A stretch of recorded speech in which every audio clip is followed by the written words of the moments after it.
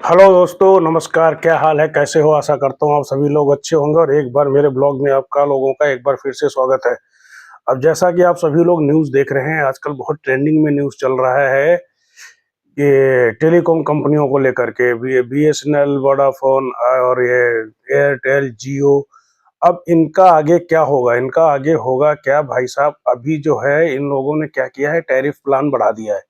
Tariff plan बढ़ाने से क्या है, थोड़ा पब्लिक को भी थोड़ा टेंशन हो गई है कि ये पब्लिक, लेकिन उनकी भी मजबूरी है क्योंकि स्टाफ को सर्विस देना हो, स्टाफ को सैलरी देना होता है, सब कुछ मैनेज करना होता है, टैक्स वगैरह भी देना होता है। अब क्या होगा, अब इसमें रतन टाटा जी कूद पड़े हैं। रतन रतन टाटा जी अभी क्या है, बीएसएनएल के साथ में करार करने वाले हैं। तो अब इससे फायदा क्या होगा, जो बीएसएनएल के ग्राहक है उनको मिलेगी 5G सर्विस और कम पैसे में।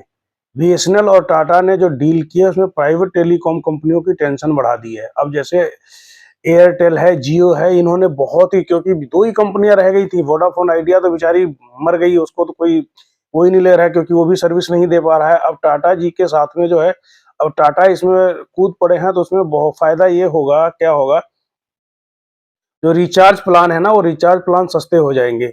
अब बहुत से लोग हैं, अभी बहुत से यूजर्स ने क्या किया है, अपना जो सिम है वो बीएसएनएल में पोर्ट करवा लिया है। अभी क्या है, बीएसएनएल में पोर्ट कराने से बीएसएनएल अभी जो है सस्ता, जो है सबसे सस्ता दे रहा है। अब टीसीएम और बीएसएनएल मिलकर भारत के 1000 गांवों तक जो है अपनी 4G सर्विस को रोल आउट करेगी, जिससे आने वाले टाइम में उनकी स्पीड की सर्विस बढ़ेगी।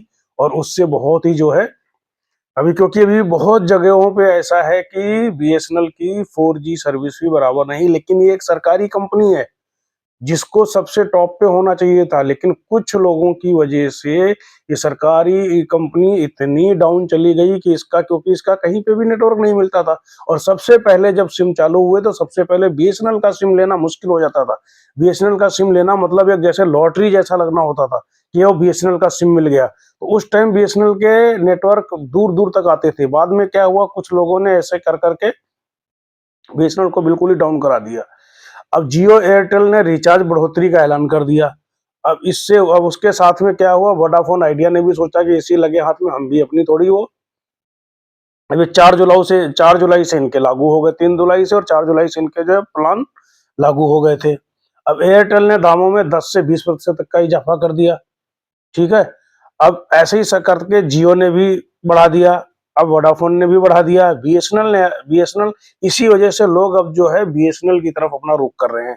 अब बीएसएनएल का रुख करने से अब क्या होगा, लोगों को सस्ते प्लान मिलेंगे, वैलिडिटी ज्यादा मिलेगी, और हो सकता है मजबूरी में आकर के इन कंपनियों को भी अपने दाम घटाने पड़े।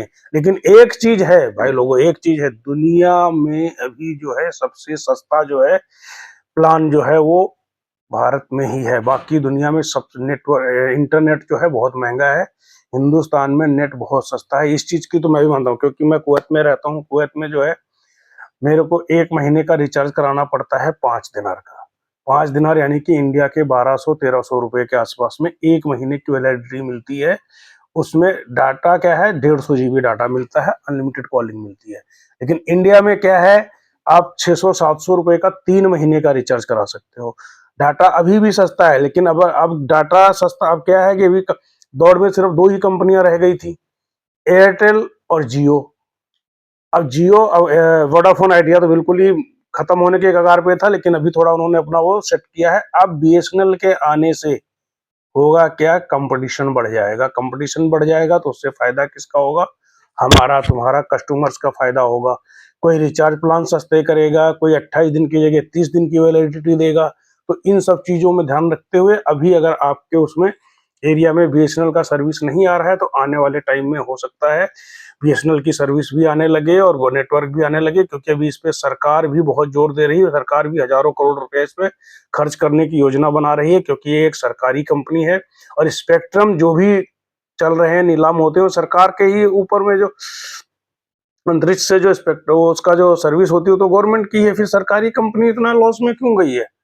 इसमें कुछ कर्मचारियों की भी मिली भगत थी, क्योंकि कर्मचारियों ने भी इसकी तरफ ध्यान नहीं दिया और अपने नौकरी की, सरकारी नौकरी में यही तो होता है कि काम किया और सरकार को फायदा हो या ना हो, अपना फायदा होना चाहिए। तो अब इसमें कर्मचारियों को भी ध्यान देना पड़ेगा। अभी क्या हो सकता है, एमटीएनएल और बीएसएनएल दोनों मर्ज हो जाएं।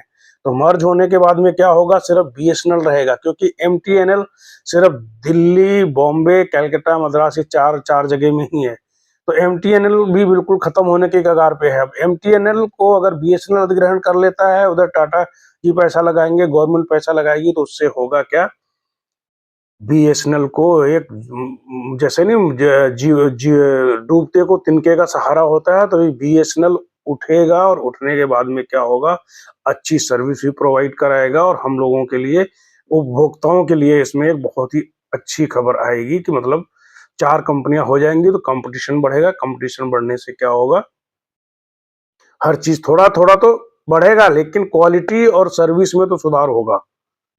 इस चीज के मैं आशा, और सभी देशवासियों को मेरा तहे दिल से शुक्रिया है मेरे वीडियो देखने के लिए। सभी मेरे व्यूवर्स को, मेरे सब्सक्राइबर को बहुत तहे दिल से धन्यवाद। ऐसे ही अपना प्यार बनाए रखिए इस भाई के ऊपर, ताकि मैं आप लोगों के लिए कोई नई नई जानकारी लेकर के आ सकूं और मैं आप लोगों की सेवा कर सकूं।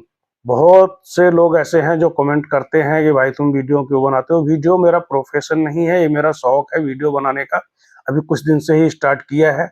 मैं नौकरी भी करता हूँ, जब ड्यूटी खत्म हो जाती है उसके बाद में जब टाइम मिलता है तो मैं 1-2 ब्लॉग बना के आप लोगों के लिए, जो जानकारी सही होती है, रियल फैक्ट की जो जानकारी होती है वही डालता हूँ। मैं उलझुल जुलूल बातों की वीडियो बना के नहीं डालता हूँ। तो मेरे वीडियोस कैसे लगते हैं, लाइक कीजिएगा, सब्सक्राइब कीजिएगा, ज़्यादा से ज़्यादा अपने दोस्तों में शेयर कीजिएगा, ताकि मैं भी आप लोगों के लिए कुछ नया कर सकूं और मेरे वीडियो ज़्यादा से ज़्यादा लोगों तक पहुंच सके। और आप लोग कमेंट जरूर कीजिएगा, क्योंकि आपके कमेंट का जवाब देने में मुझे बहुत अच्छा लगता है कि हाँ चलो कोई तो है, अगर मेरे से कुछ गलती हो रही है या कुछ हो रहा है तो उसको भी मैं सुधार कर सकता हूँ। क्योंकि अभी जो बोलने चालने का तरीका है थोड़ा, अभी ये सब मैं सीख रहा हूँ, ताकि आप लोगों से एक अच्छे तरीके से टॉकिंग ऑफ पे लैंग्वेज बना सकूं और अच्छे तरीके से आप लोगों को जानकारी दे सकूं।